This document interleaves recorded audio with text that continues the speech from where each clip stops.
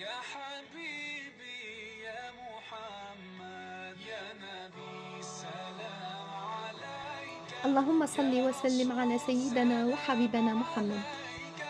يا حبيب سلام عليك. السلام عليكم صلوات حبيباتي، نتمنى ان شاء الله الله تكونوا كامل بخير وعلى خير. بالنسبه لنا اليوم رايحه نديروا مع بعض كيفيه تخزين اللحوم بطريقه سهله وبسيطه بحيث ما يديناش الوقت، وكذلك يعني ميم كي نديكونجليوه يكون بلو فاسيل يعني بلو براتيك. وكذلك لما يكون اللحم تاعنا مترتب في المجمد هكذا ما راحش يدينا بزاف ليسباس، قلنا مكان الاشياء اخرى نجمدوها. راح نبدا معكم على بركه الله.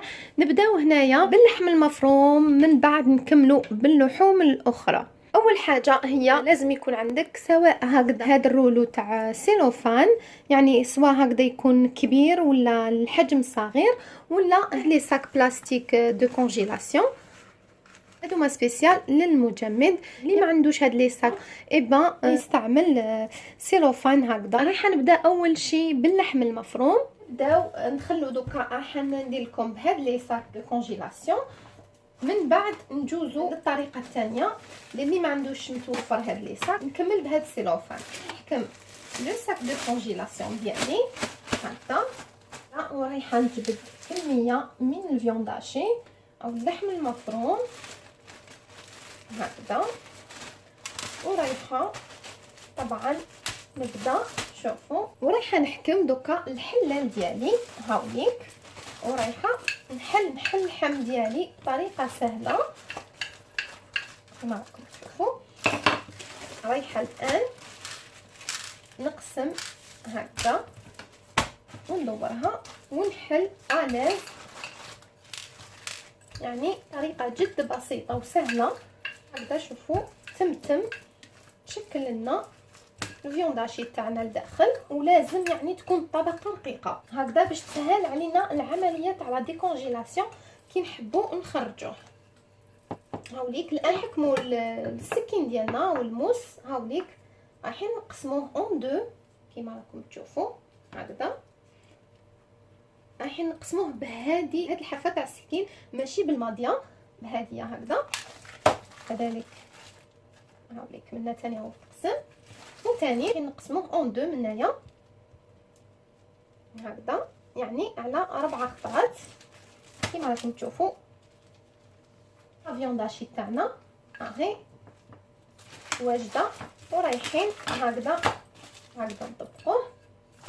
رايحه نزيد نوري لكم واحده اخرى. نحكم القليل من اللحم المفروم هكذا، يعني كمشه، يعني عينكم هي ميزانكم. نغلق 3 كارت تاع لو ساك هكذا، ورايحه نبدا هكذا بالحلال هكذا نقلبها الان، ونبدا بالحلال نرققها كامل. يعني عمليه جد سهله وبسيطه وما تكلفكش وقت، سهله مهله.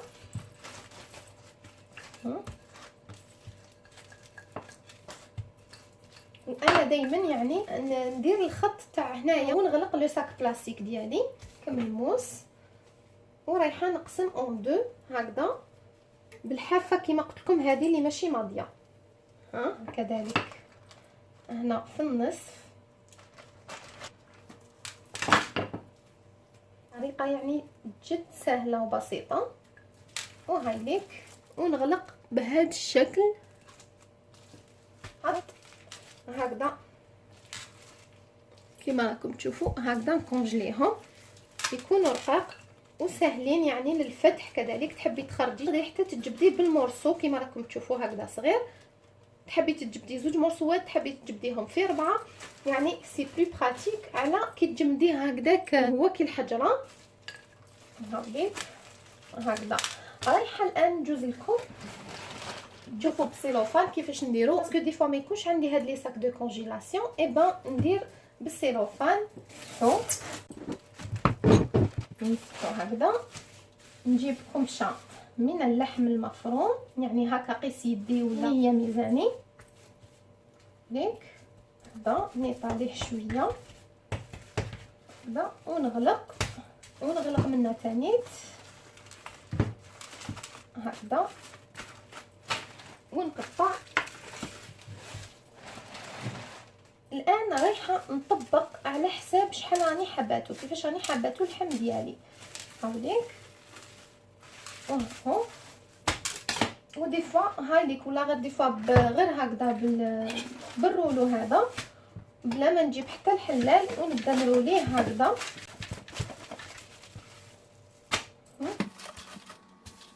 هكذا، نفتح طبقه رقيقه ونقسمو هكذا على زوج كيما راكم تشوفوا اهو، ونعاود جوست بصبعي. وهاوليك اللحم المفروم داخل سيلوفان ومقسوم على زوج، ونديرو هكذا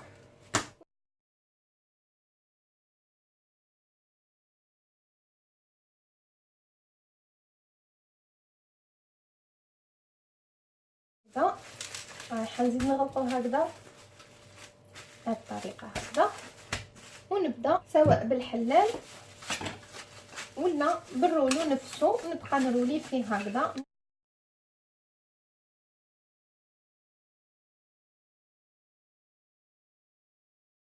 هكذا وهاكيك رانا قسمنا هكذا، هامليك كيفاش جاو.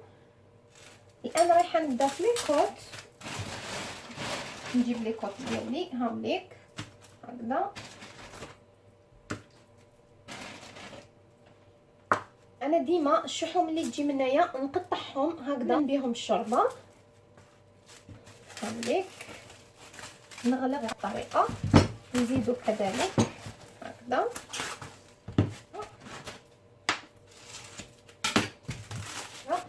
ونغلقهم بهذه الطريقه هكذا كيما راكم تشوفوا هكذا. نكونجليهم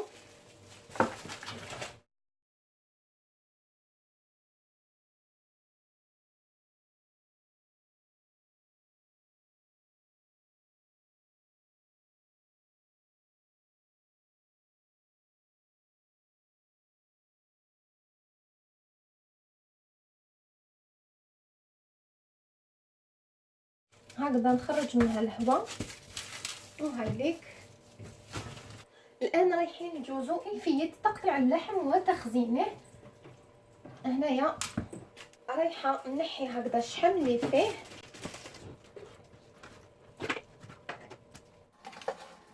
هكذا، ورايحه نبدا نقطعو. في بعض الاحيان نحي كاع الشحم الزايد هكذا، ونبدا نقطعو على حساب واش راني حندير به هكذا.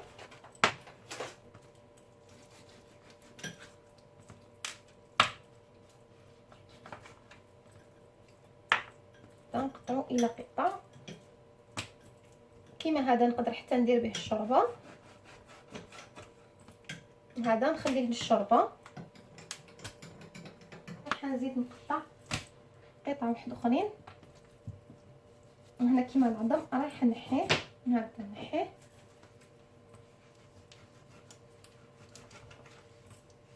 كما نقطع على حساب القطع اللي راني حابه.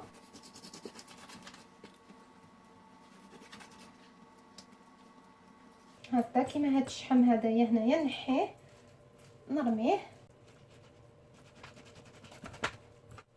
وهاد القطعه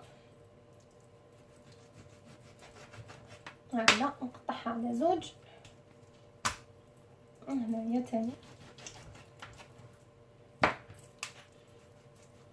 بالنسبه للطعام ندير قطع كبيره هكذا.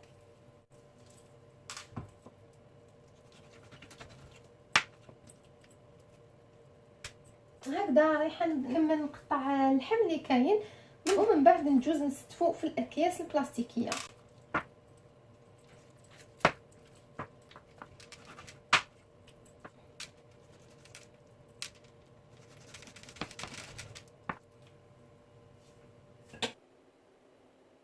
هنا البنات وبعد ما كملت قطعت كامل اللحم هاوليك، هذا درتو للشطاطه. حنايا كاينين دي مغصو صغار هكذا، وكاينين دي مورسو كبار هكذايا على حساب واش رايحه نطيب ندير. وهذا هنايا اللي فيه العظم والطعام والشخشوخه. وهنايا هذا اللي من هنايا خليته للشوربه، هذايا للشوربه. هنايا الشحم هذا يترمى. الان رايحه نديرهم في لي ساك دو كونجيلاسيون ورايحه نخزنهم. اما هذا في الشحم تاع الكوتليت هادوك هادوما اللي كنت غلفتهم ديجا، هاوليك هنا هذا ثاني رايحه نخلطو معاه هنايا ونقطعو نفس الشيء الى قطع هكذا صغيره ندير به الشوربه.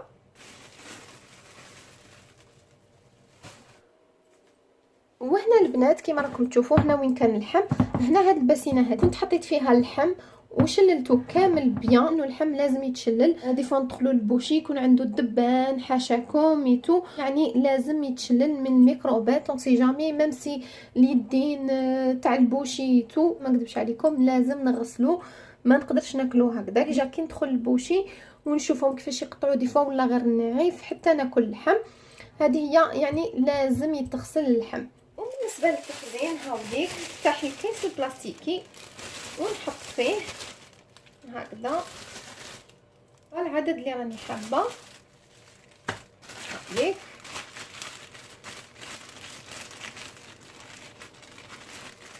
هاوليك هكذا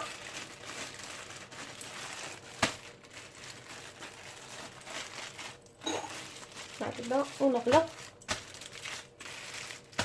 ونستفهم.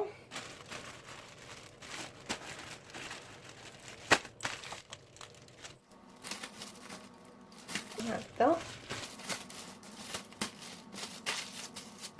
هاهي هاهو ونضغطو بهذا الشكل. انا رايحين ندوزو للقطع الكبيره هكذا، القطع اللي فيهم العظام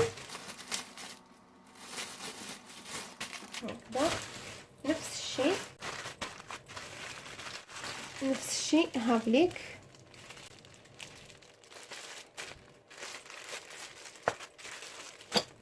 عمليك هنايا القطع اللي كنت قطعتهم صغيره بدون عظام، وهنا بقاو لي القطع الكبيره دوك نزيد نديرهم.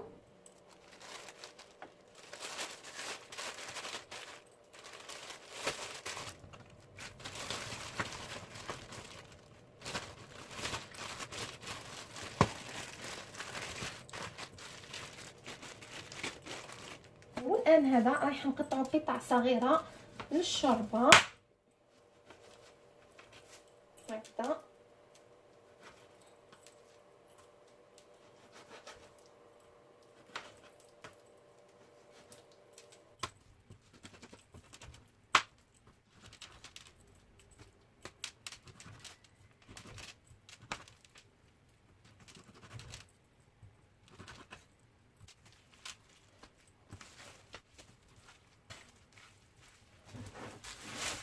بهذه الطريقه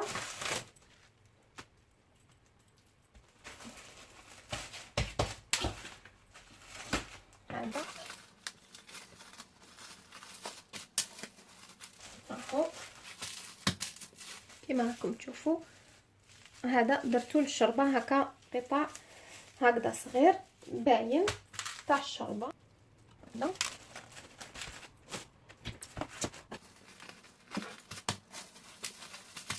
هكذا وها هو.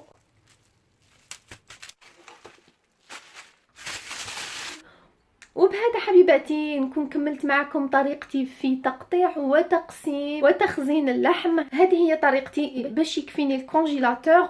لازم هكذا نورغانيزيه بيان باش يقعد لي ليسباس للدجاج والسمك وبعض الخضر كذلك. واذا حبيتوا ندير لكم كذلك فيديو على كيفاش نورغانيزي الثلاجه ديالي. راح ندير لكم كذلك الفيديو تاع الدوره او الكرشه كيفيه تنقيتها. وهنا حبيباتي هذه الدوره او الكرشه بعد ما نظفتها وخزنتها كما راكم تشوفوا، رايحه باذن الله رايحه ندير لكم وصفات بها ورايحه ندير لكم كذلك كيفيه تنظيفها. انتظروا الفيديوهات في الايام المقبله ان شاء الله. وبالنسبه بالنسبه كذلك للحم هاوليك شوفوا كيفاش هاوليك مكونجلي. شوفوا هنايا لا فيوند داشي كيفاش سهله. شوفوا كيفاش تفتح. تحبي تخرجيها هاوليك تحبي تقسمي تدي مرصو برك هاوليك لو فات ديري له هكذا قسميه مليح تخرجي يعني بالمرصو هكذا البنات وتجبدوا بالمرصو كيما تحبوا. كيما راكم تشوفوا ساهل ماهل للجبيد هكذا كيما راكم تشوفوا طريقه سهله تجبديه بكل سهوله. شوفوا ها وبهذا يكون اللحم تاعك منظم والمجمد كذلك ويكون عندك ليسباس تحطي واش تحبي. هذا هو حبيباتي، نتمنى ان شاء الله يكون فاتكم الفيديو تاع نهار اليوم ونقول لكم مرحبا بكم في قناتي. ما تنسوش ديروا ابوني وتفعلوا زر الجرس ليصلكم كل ما هو جديد. وطبعا جام لا فيديو الا كان عجبتكم. والان معليا غير نقول لكم دمتم في رعايه الله والسلام عليكم ورحمه الله تعالى وبركاته.